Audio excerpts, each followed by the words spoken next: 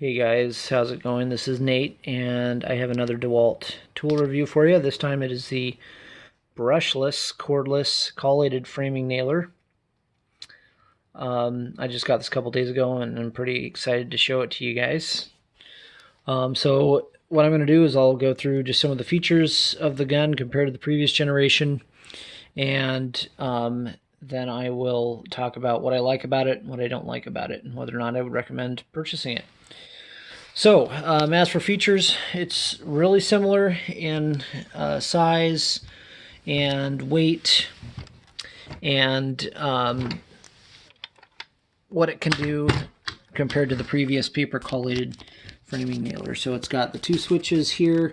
I think the switches were in a different position before, but it has dual speeds depending on the size of the nail that you're shooting, and it has a sequential mode and a bump mode for whether you want to just shoot one nail at a time, or if you want to operate the gun like a pneumatic framer and bump shoot your nails by holding the trigger down and just tapping the wood.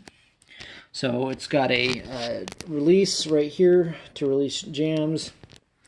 It's got a sky hook, obviously, with these detents for locking in place. It could be a little bit of a new design. But obviously the big selling point and the biggest feature is that this gun will shoot paper collated framing nails, or excuse me, plastic collated framing nails. So you're using the normal nails that are gapped, that you use with all your other framing guns, at least the pneumatic ones. So those are the features. It weighs. I had a flex volt battery on here, and it weighs about 11 pounds with a flex volt battery.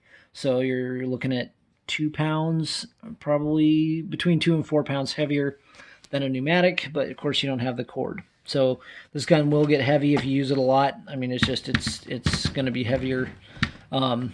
It's probably closer to 10 pounds with a 5 amp hour or 4 amp hour battery. So if you're using a smaller battery, that would probably help too.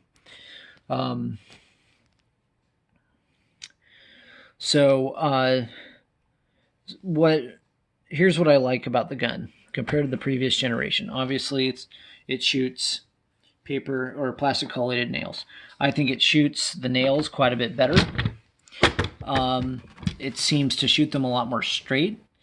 I have 3-inch nails in here right now. I've shot probably 10 skeins of nails, and I haven't had a single jam yet, which is awesome. I had quite a bit of problems with the DCN21PL jamming. It would jam quite a bit. So that being said, yeah, I think it shoots more smoothly, and it's great to be able to use just regular nails in the gun, and you don't have to worry about buying different size nails. I like the fact that the switches are all in one place here. The design they have is good. The tip and the method for adjusting the tip here is great and pretty tough. You know, it's not something that gets gummed up or is too hard to use after a little while. The magazine design is fine. I like bottom load, but these top loads, these work really well. Let's see, what else do I like about it? I like the fact that it has a sky hook. And yeah, so that being said, here's what I don't like about the gun, just by itself and compared to the previous gun. So it still has trouble sinking a full-size nail all the way into wood, based on what I have tried and tested. So with this backed all the way out, or all the way back, or whatever, the no mar tip has been removed, which does come with it.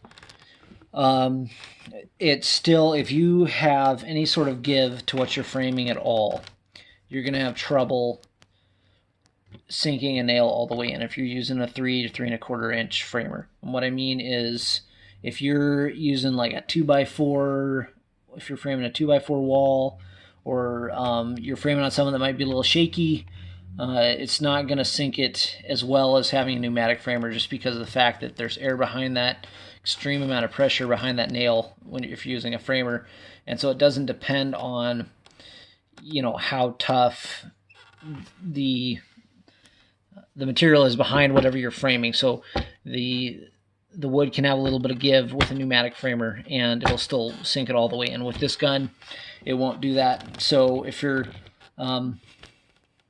hoping it works a little bit better than the previous generation, I think it works a little bit better, but there are still issues with it sinking a full-size nail all the way in at times. It's hard to get a consistent sink all the way in. And I was using a fairly high-powered battery that had a good charge, so I don't think that was it. If you've noticed this, let me know in the comments, or if you've, you know, every single nail you've shot has gone and sunk at least flush, let me know. I'd just be curious to know if anyone's seen this sort of a thing. But it's not a deal breaker. So moving on, the skyhook's a little bit of a, I think it might be a new design. If it's not, it is a little bit shaky. So when you put this on a 2x4 and you hang it, it feels as if it's almost going to come off. And they have a pretty good slope to the outside part of the skyhook there. That might be why, because it just kind of rocks back and forth and kind of feels like it's going to come off. I don't know if it would, but I don't especially love that feature. It's nice because it makes it easy to put on a 2x6 or 2x4, but it also doesn't make it quite as sturdy.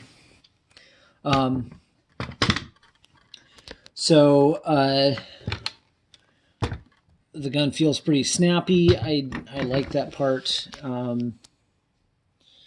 And another thing that I don't especially care for, and once again, this isn't a deal breaker, but the one of the reasons I wanted to try this was that it was advertised jams would be a lot easier to remove with this nose piece. Well, it's exactly the same design as the previous generation of framing, cordless framer. You have two Allen bolts on the top there. You have to take those all the way out and rotate the magazine down in order to get that jam out. Now it probably makes for a more reliable shooting experience, but if you have a gun that jams quite a bit, that's just unacceptable. You can't have that. With the previous gun that I had, that was the 692. I would actually carry a screwdriver, a cordless screw gun around with me, so I could just put a bolt or just unscrew those really quickly. That's how often it jammed. But anyways, that's not necessarily a deal breaker if the gun is going to be reliable. And I haven't used it that much, but I've used it a little bit, and so far no jams. It does shoot more smoothly than the previous gun. So would I recommend that you buy this? Depending on what you're doing, I would say yes, I would. I would recommend this gun. If you are out to frame an entire house, you're not going to want to buy this gun. It's not what it's for. And you're going to just get frustrated, and it's going to slow you down if you buy it to frame an entire house. But if you're doing little projects, you're framing a shed, or you just want to have the gun around to kind of complement, you know, if you're out and you have a generator that you have to start up every time to use your compressor, and you just need a few nails, well, it's great for that. It's perfect. If you have all Dewalt cordless tools like I do, you can just throw your battery in there.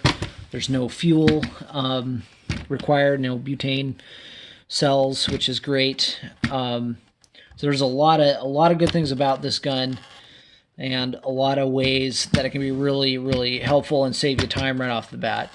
I wish the nails would drive a little bit farther, which would mean probably a little more powerful engine or a different design. I'm not sure what would be needed, but considering what it does, it's kind of one of a kind. I think it does a pretty good job, and I would recommend it if you're gonna if you need a gun for projects and whatnot. So anyways, that's pretty much all I got. Hopefully this was useful to you. If you got anything useful out of this, or have anything to comment, leave a comment below.